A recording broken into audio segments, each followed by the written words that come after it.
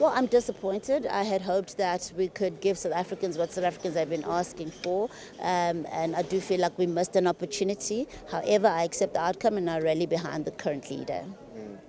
Some may say you casted your net very far. How would you address those who are saying that? I did address it in my speech. People feeling that it was too soon to put my hand up for federal leader. I don't agree with that. I've been in the party for 8 years. That's quite a long time. I entered the party at an advanced stage in my career, so I didn't come in fresh from university. I had a lot of public sector experience that I brought into the party. I brought it into every role I've played, first as an MMC and then as mayor. Therefore, no, I don't agree that I cast my net too far. Do you have a confidence in this new elected leadership?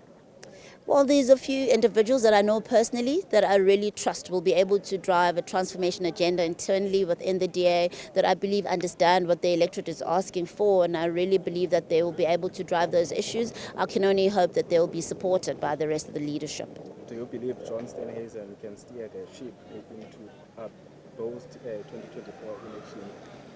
Well, I have to support John. He is the leader. I've pledged my support to him. I've written a text message to him to pledge my support. And yes, I'm eager to hear what his strategy is going into 2024. Whatever the strategy, I will support it. What is your plan going forward? Because some rumors have been saying that you are to leave the DA after this election if you did not win.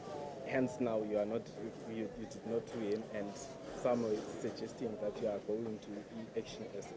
How can you address those rumors? I have been addressing that question throughout my campaign. I've made it very clear that I'm not leaving the DA. I'm not joining ActionSA. That is still my position. It hasn't changed. Ma'am, sorry, we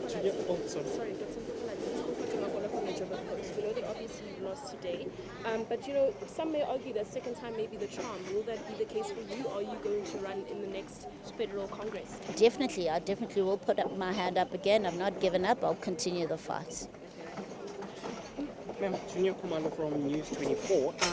We've known you from the regional province of Joburg. So are you going to continue in that space, or are you still going to continue in the national space of the DA? Well, I remain a councillor in the city of Johannesburg. I remain a part of the Joburg caucus, and that will continue until I decide to go elsewhere in the country, or to serve the party elsewhere in the country. But for now, yes, that's where I am. Okay. The newly elected DA leader said he wanted to focus on ensuring that the ANC is taken below 40% in the upcoming elections, and he wanted to consolidate power within the smaller parties. We saw a struggle within the DA, especially trying to communicate with parties like the EFF, ActionSA in the Johannesburg space. Do you think this is going to be possible nationally?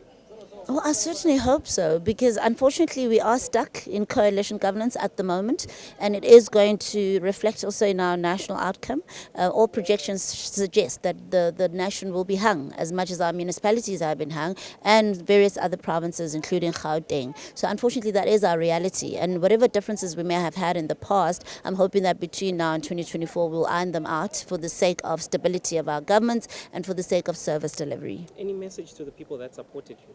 Oh, I'm so grateful for the support. I got support not only within the party, but also externally. Many people belong to other political parties just cheering me on and saying, keep going, you're giving us hope. South Africans are tired. They're tired of misgovernance. They're tired of corruption and maladministration. They want a new government that's credible, and they've seen what I'm capable of in the opportunities that I've had to govern, and they were really behind me. I'm so grateful for that. I do not take it lightly, and it's because of them that I will not give up. Many of them are writing to me now and saying, please don't leave, please don't give up. I'm not going to give up. You said you've sent Mr. Steenhuisen a message. Do you want to share what you say to him? I just congratulated him and I gave him assurance that I'm going to stand behind him, and I wish him a good run going into the 2024 election. Okay, thank you so much for your time. I was going to say thank you.